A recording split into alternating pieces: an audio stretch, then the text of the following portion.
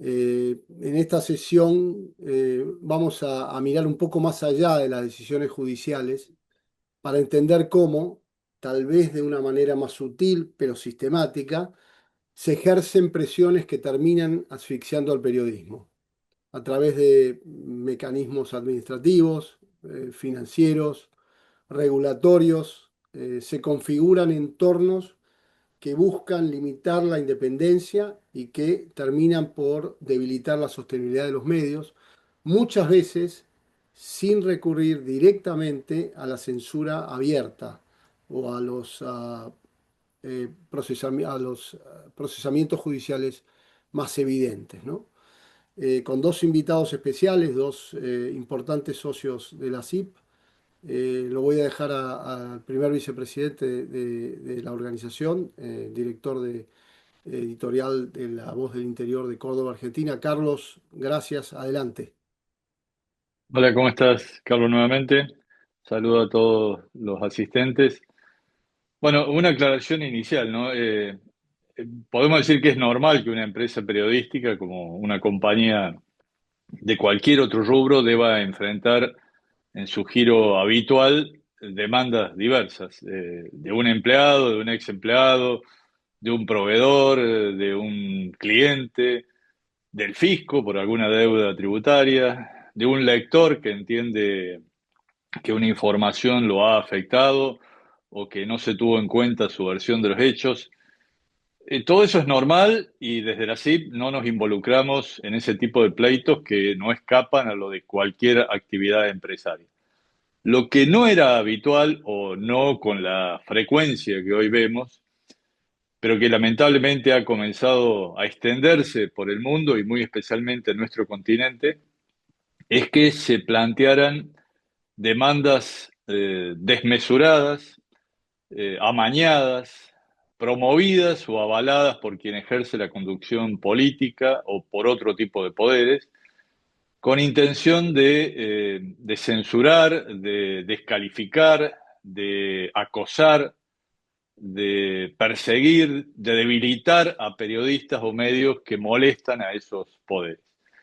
En el derecho anglosajón se los conoce como SLAPP, por las siglas en inglés de litigios estratégicos contra la participación pública, y la expresión abarca no solo las causas promovidas contra la prensa, sino contra organizaciones de la sociedad civil, contra activistas, contra académicos o contra ciudadanos comunes que investigan o denuncian temas de interés público.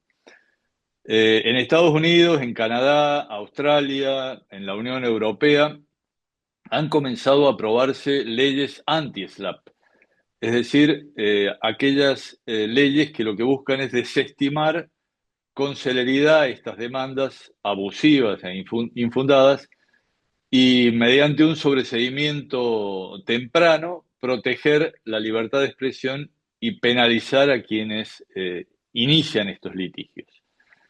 En definitiva, se valora el aporte de estos guardianes públicos, como se le llama, al debate ciudadano, y por ello se pone un freno a demandas estratégicas que buscan intimidarlos a través de costos legales elevados, del descrédito que implica verse sometido a denuncias que en muchos casos nada tienen que ver con la actividad periodística, sino que plantean delitos de guante blanco, como se conoce a los vinculados por causas económicas, como el fraude o el lavado de dinero.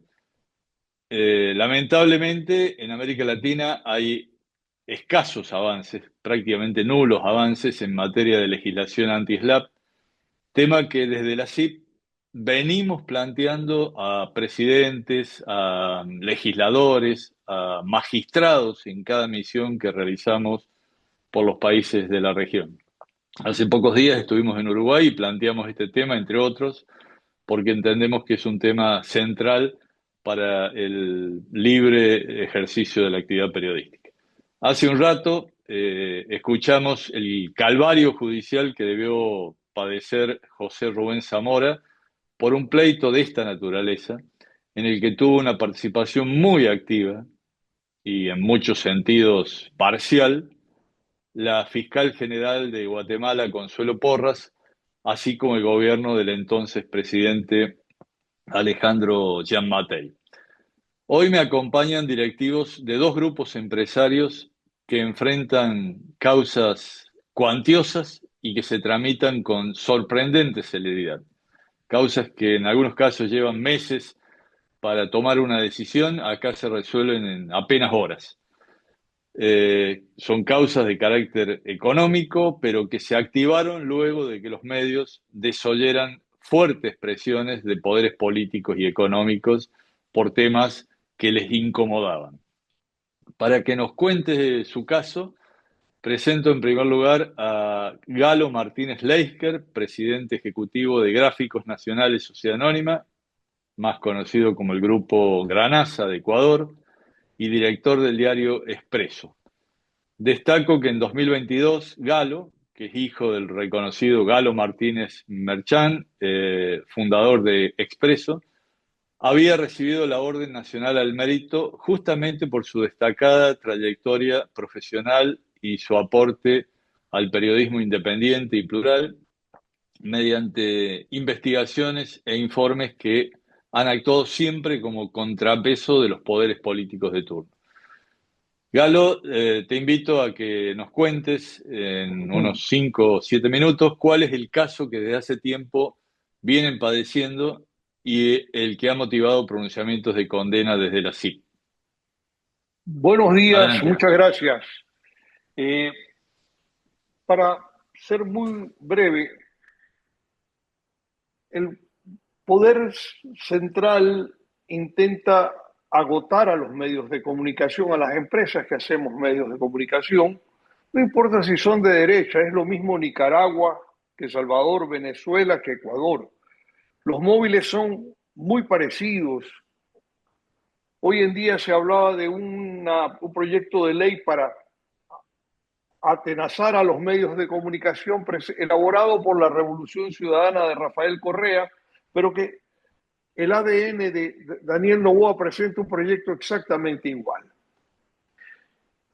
Cuando te escuchaba, hay un acoso judicial en base a documentos fabricados, que duran poco tiempo en algunos casos, porque son burdos, son mal hechos. A nosotros nos acusaron de tener un proceso de defraudación tributaria con los canillitas, porque le sumaban la factura, no se la restaban, y entonces decía que el canillita no había declarado con ingresos el valor que tenía que pagarle a Granasa, un estado demencial. Después nos acusaron de lavado de activos, cosa que no ha prosperado, pero está congelado en la fiscalía. ¿Por qué no presentan las pruebas? Porque las pruebas no dicen que no las presentan porque son documentos reservados. Entonces, y no solamente en mi caso, sino en el caso de acoso a otros medios de comunicación. Esto no importa si es cierto o es mentira el tema judicial. A mi hermana Ingrid le quisieron arrebatar las acciones ya en una crisis de nervios, le dijo a mi hijo Gabriel Martínez Castro, te vendo las acciones. Y desde el día viernes 27 de marzo, el nuevo accionista es Gabriel Martínez Castro, que está más capacitado para enfrentar procesos judiciales. Pero también ese desgaste porque los abogados cuestan. El año pasado tuvimos que contratar abogados, tuvimos que contratar a Erdehan Jones, tuvimos que darle asistencia a los canillitas, a los distribuidores. Hay otro tipo de acoso que es el acoso a los clientes. No nos gusta que anuncies en los medios que edita Granasa. Si lo sigues haciendo, te vamos a mandar al servicio de rentas internas. Y con el servicio de rentas internas extorsionan a cuanto empresario pueden o empresarios que se dejan. Y hay un desgaste emocional desde los directivos hasta todos los empleados, porque en definitiva no sabemos cuánto tiempo más vamos a resistir. Y escuchando a personas que me antecedieron, solamente digo una cosa: está bien buscar ayuda externa, pero también los empresarios de cada país deberían valorar la importancia de que haya una prensa independiente. No pidamos ayuda afuera, comencemos a generarla con valentía desde el empresariado, que son grupos muy importantes y que se pueden hacer sentir en cualquier gobierno. Yo no quisiera extenderme en esta parte. Si hubiese alguna pregunta posteriormente lo haría con mucho gusto, pero yo creo que la prensa está atacada porque le molesta a los de derecha, a la izquierda, que tienen modelos autocráticos en definitiva. Gracias. Gracias, Galo, por esta primera intervención. Como bien dices, está el espacio de Q&A que se pueden hacer preguntas o también en el chat. Con gusto las vamos a ir canalizando si son pertinentes para nuestros dos panelistas. Un caso similar al de Granasa es el que afronta el grupo Vanguardia de Saltillo, en México. Nos acompaña Armando Castilla Galindo, presidente del conglomerado empresario y director general del periódico Vanguardia MX. El caso de Vanguardia también es seguido con atención por la CIP, ya que en función de cómo se resuelva, a favor o en contra, va a sentar precedentes positivos o preocupantes para la libertad de prensa en México y en el resto del continente, porque estos casos marcan de algún modo un camino a seguir por otras justicias del continente. Así que, Armando, te pido que nos cuentes entonces cuál es el caso que los involucra a ustedes. Muy bien, muy buenos días. Gracias a la CIP y a todos que participan en este foro, en esta reunión de medio año. Igual que lo que ocurre en Ecuador, vemos en nuestro caso una circunstancia en la que al final no es un juicio civil tradicional, sino es una política que se genera para desgastarnos emocional, económica y reputacionalmente. Vemos que es toda una estrategia a partir de ahora sí que una revancha, una molestia de hace 10 años, cuando en una circunstancia ajena a la publicación nuestra, sino que en un país externo, un político muy influyente en Coahuila lo encarcelan. La forma en la que nosotros narramos el hecho, al parecer molestó mucho y dijo que iba a cobrar venganza a partir de esta situación. Yo no quisiera mencionar el nombre porque esa es una de las tácticas que utiliza. Al momento que nosotros decimos el nombre, en automático esta persona hace una denuncia por daños y prejuicios esa es una táctica tal cual. Él en lo personal jamás da la cara, jamás se presenta como está, sino más bien está detrás de todos los juicios. Tenemos 3 juicios civiles y un juicio penal inventado.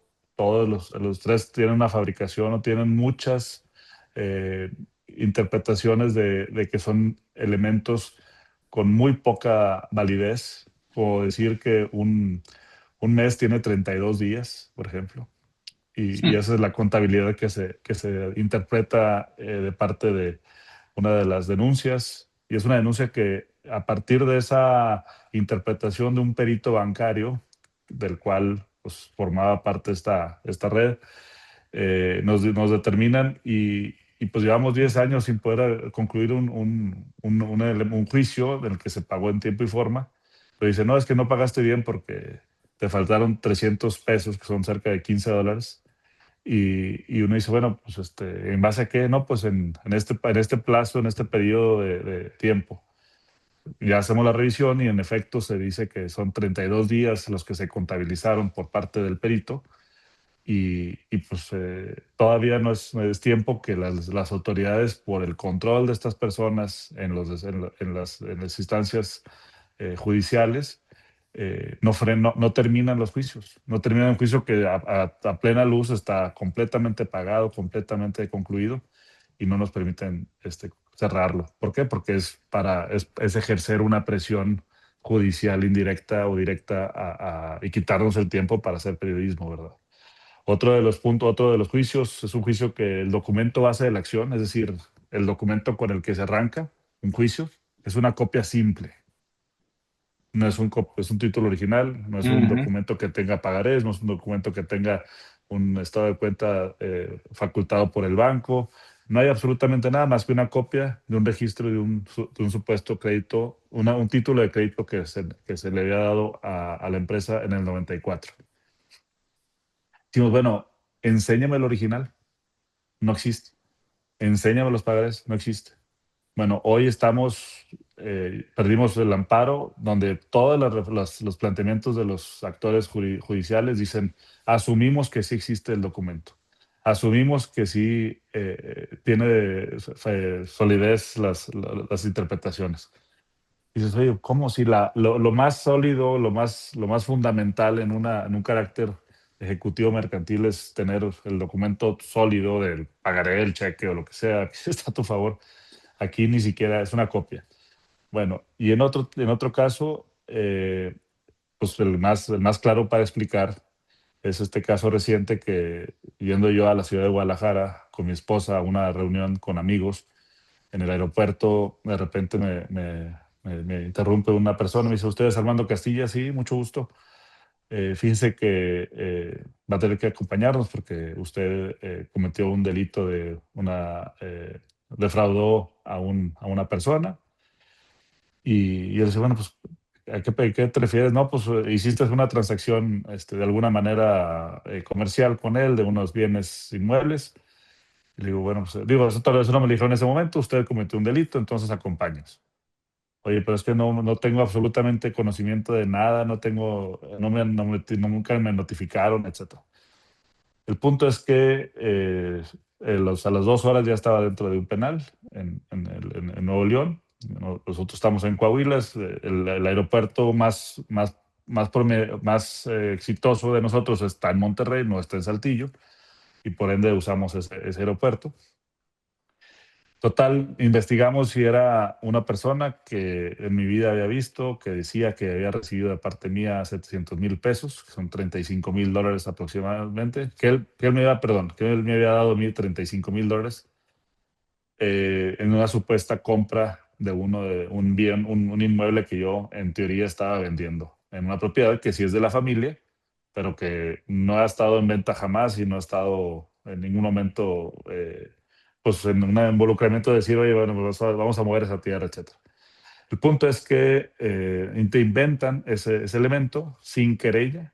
O sea, la Fiscalía del Estado de Nuevo León y los jueces del Estado de Nuevo León se movieron sin querella oficial, es decir, sin la presentación oficial del supuesto actor que defraudé, sin la ratificación de él mismo. Es decir, la autoridad no fue con él a preguntarle, a ver, platíquenos de nuevo qué sucedió. Y es un sistema lo que existe. Lo que existe es que en Nuevo León compras ahora como quien dice, los servicios de despachos que tienen muchísima influencia en en el poder judicial y en las fiscalías y te arman el juicio para que estés en la cárcel. Y estando en la cárcel, pues ya cedas a los intereses y decir, ya déjate vencer, ya no metas las manos, como quien dice, ¿no? Armando, Entonces, sí. mencionabas, perdón, el daño reputacional que esto tiene o que puede tener sobre el medio. Claramente, buena parte de la capacidad de conectar con las audiencias de un medio depende justamente de su credibilidad, de que la gente confíe en que esa empresa, ese grupo de personas es respetable. Cuando te acusan de algo como esto, un fraude, una venta no concretada, claramente lo que buscan es dañar esa parte del núcleo de la actividad periodística.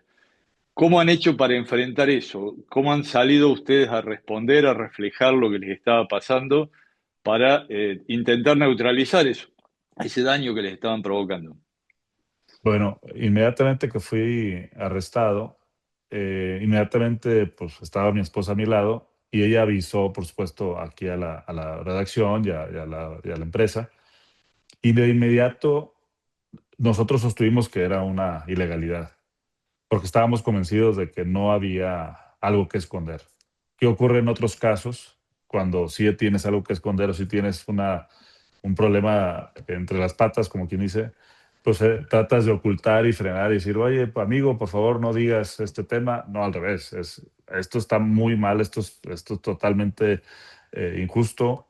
Aquí hay una violación en todos los sentidos y nosotros fuimos los primeros. Ellos trataron justamente, porque este personaje, al salir a través de prestanombres, se hizo de varios medios en la región, sigue contando, tiene prácticamente todos los días nos publican algún elemento de que si yo soy una persona que, no, pues justamente pegando, tratando de molestar en la parte reputacional, y digo que estamos como en un ring en donde nosotros estamos de una figura muy técnica y el contrario es toda una figura ruda, ¿no? En el caso de la lucha libre mexicana, que el rudo se le permite Ujú. hacer todo y el técnico tiene que cuidar todas las formas. Eh, Providencialmente, cuando dijeron que yo supuestamente había recibido ese dinero en una Starbucks en la ciudad de Monterrey, yo pude comprobar fehacientemente el que yo estaba en Colombia en una conferencia en ese mismo día. Y ahí es donde se les cae Ujú. esta denuncia. Y curiosamente, cuando yo me encontraba adentro del penal, me mandaban decir, esta es una de muchas que te vamos a plantear. ¿Por qué? Pues porque ya estando adentro iban a decir que yo había participado en la muerte de John F. Kennedy, o digo, porque podrían inventar lo que se les ocurriera Claro, y los claro. fiscales con tal de que pues estuviera haciéndose una interpretación de que yo era una persona peligrosa para la sociedad, pues lo iba a seguir participando, ¿no? Entonces, la realidad es que es como se mueve hoy en día la justicia en ciertas partes del país. En particular vemos este foco rojo. Y si ves a partir de nuestro caso, Carlos, hay muchos ejemplos que salieron a partir de lo que ocurrió conmigo, de Sí. donde se denunciaron y se participaba este combo de servicios, ¿no? El otro grave daño, y lo mencionabas recién, Galo, es que mucha gente, en el caso de una empresa es difícil, en el caso de un periodista es aún más dramático porque un periodista no está preparado para salir a defenderse de temas que no son los propios del ejercicio profesional. Si a ti te acusan de un asesinato, de un fraude o de un lavado de dinero, tienes que primero ponerte a averiguar qué hay detrás de todo eso y cómo haces para enfrentar este tema, además del daño reputacional que mencionábamos recién, ¿no? Y mencionabas que una de las accionistas, bueno, finalmente bajó los brazos y dijo, yo ya no sigo con esto, que se ocupe alguien que esté más preparado para hacerlo. ¿Crees que ese es uno de los factores más difíciles de afrontar cuando se plantean este tipo de denuncias desmesuradas y infundadas, pero además tendenciosas? A ver, yo creo que me quedo más preocupado de escuchar a Armando. Aquí ha sido el gobierno central el que arma a través de diversos personajes, en este caso el director de la unidad de lavado de activos, eh, tienen mucho dinero para mantener medios digitales que les dicen troles, entonces crean bulos contra la empresa, dicen la empresa defraudaba al fisco con los canillitas, pero nosotros hemos eh, tenido una política de contestar todo en el periódico y no bajar la guardia, porque creo que es importante transmitirle a la gente que estamos dispuestos a pelear. Yo en septiembre que se lanzó lo de la defraudación tributaria y que luego cambiaron el tipo penal porque sintieron que se les caía esto y lo cambiaron a lavado de activos, yo estaba en España y algunos amigos me llamaron a decir si iba a regresar y les dije, por supuesto, voy a regresar. Tenía la oportunidad de rendir versión telemáticamente desde Guayaquil, que es la ciudad donde vivo. Preferí ir a Quito y enfrentar a la fiscal. Entonces, pero, a ver, ahora último estamos intervenidos por la Superintendencia de Compañías, que requeriría mínimo el 10%, pero como se hicieron de unas acciones que eran de mi hijo Carlos Alfonso Martínez, 2,56%, tienen derecho a participar en la Junta General y a pedir cierta información, pero la información que me pedían corresponde al accionista que tenga el 50% o más. Ujú. Sin embargo, tenemos la intervención de parte de la superintendencia, que trabaja muy en llave con un liquidador de una empresa que era de mi hermana Ingrid, que se llama Veranera, y que pues nos ha puesto todos los juicios, pero nosotros también a su vez le hemos puesto una denuncia por prevaricato al juez que intentó, un juez constitucional de flagrancia, sin escucharnos, decidió que teníamos que devolver las acciones que eran de Ingrid Martínez, firmar en el libro de acciones y accionistas y ponérselas a nombre de la compañía Veranera, que está manejada por la Superintendencia de Compañías, dígase el gobierno. Yo me he negado a eso, a riesgo de prisión. Por suerte tengo 72 años, entonces sería arresto domiciliario, pero hay una cosa que es clara: el acoso del gobierno es desmedido y quieren que saquemos a periodistas, que nos adaptemos en la línea editorial, que saquemos al presidente del Consejo Editorial, que es nuestro abogado principal y que nos ha ayudado desde la época de Correa. Lamentablemente el acoso se va perfeccionando y Noboa resulta un perseguidor más obstinado que lo que era Correa en su momento. Entonces, realmente, si ya la industria nuestra enfrenta problemas económicos y tenemos que hacer ajustes y cambios, porque en el mundo pues no está floreciendo, por lo menos salvo en la India, pero no estamos pues en nuestro mejor momento económico, pero si a eso le ponemos un agotamiento porque hay que pagar abogados, porque hay que distraerse, porque hay que atender temas legales y por supuesto estar cuidando que no se nos vayan ni anunciantes privados ni tampoco la fuerza de venta, a ver cómo se la restituye. Entonces sí resulta un trabajo que definitivamente no es el más rentable, pero sí es muy digno y muy emocionante y estamos comprometidos con eso, en definitiva, directivos y todos los colaboradores. Pero sí es un desgaste. Y esto que decías, Galo, lo he escuchado de mucha gente que ha enfrentado este tipo de demandas. Bueno, de lo desgastante que es porque, bueno, los honorarios son altísimos cuando son causas por cifras, por unas demandas que son realmente astronómicas, muy difíciles de afrontar por un medio, pero que además, aun cuando se ganen, terminan generando honorarios cuantiosos que también el medio tiene que afrontar.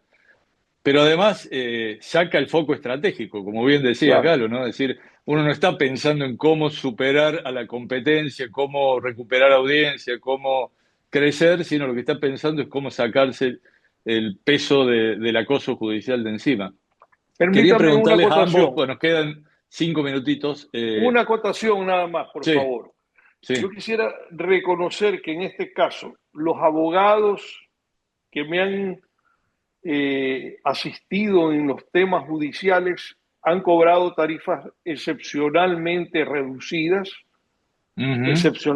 reducidas, y eso, es más, me han dado plazo para pagarles, hemos negociado y con Eduardo Carviniani, Calixto Vallejo, José Molina, tres abogados que han estado permanentemente, han sido realmente muy solidarios porque saben que si no se hace más complicado para ellos mismos litigar, y el Poder Judicial en el Ecuador está cooptado por el gobierno, lamentablemente, pero está cooptado por el gobierno. Sí quería hacer esa aclaración porque en el caso mío, Está bien. mis abogados me han ayudado mucho, ¿no? Sí, no, no es el caso siempre así, pero te agradezco la aclaración, Gal. No, quería preguntarles a ambos, y breve despido porque nos quedan unos pocos minutos. Decías de algún modo, Armando, que la causa era a todas luces fácil de rechazar. ¿Crees que si hubiera habido una legislación anti-SLAPP como la que planteaba en la introducción, este caso no hubiera podido ni siquiera llegar a molestarte, digamos, que hubiera sido desestimado de entrada por un fiscal o un juez? Definitivamente, incluso el génesis de este caso, lo voy a contar rápidamente. Yo sentado en una mesa, un notario, en ese entonces la tenedora de una sesión de derechos que se compró esta copia simple de este contrato, y el hijo de un candidato a gobernador. Y enfrente de ella dice: vas a estar en la calle en 6 meses, vas a estar fuera de tu negocio. Yo, ¿pero a qué te refieres? Bueno, pues porque a partir de esos contratos, con toda la interpretación de el nuevo hijo de este candidato haciéndose cargo de mover los hilos Ujú. en el Poder Judicial, fiscales, etcétera, iban, como quien dice, a quitarnos, en este caso, lo que las pretensiones en el 2005 eran, quitarnos el periódico, el medio como tal, a partir de esta interpretación. Y me dice: y por favor ya deja de publicar encuestas que no son, en donde mi amigo, el que está aquí a un lado, el hijo de este candidato, sale en segundo lugar. Queremos que él salga en primer lugar. Entonces, Más definitivamente lo claro, que échale estás... agua. Más claro, échale agua. Entonces, ahí está, definitivamente el SLAPP es por lo cual está la interpretación. Pero bueno, esa es la realidad.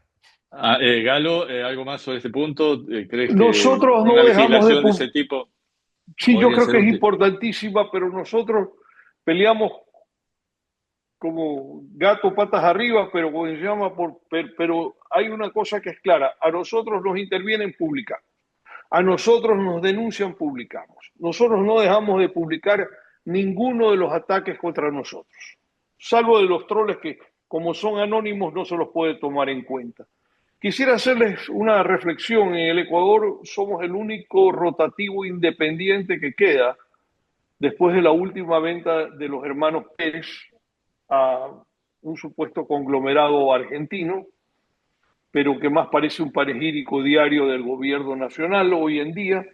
Ha cerrado el comercio, cerró el diario Hoy, el Universo cambió de propietarios, ya no están los Pérez, y claro, sí, finalmente a mí también me han ofrecido comprar, pero como se llama, pero realmente les he dicho que si me dan 120 millones de dólares, antes estaba hablando de 100, porque decían que había vendido 120 millones, pero nadie ha venido con el cheque a comprarme el periódico. No hay interés realmente, lo que hay es interés de quebrarlos a los medios de comunicación. Ese es el verdadero interés del gobierno. Por eso es tan importante no bajar los brazos y por eso también desde la CIP seguimos acompañando cuando enfrentan este tipo de cuestiones para que no prosperen y si prosperan que se pueda revertir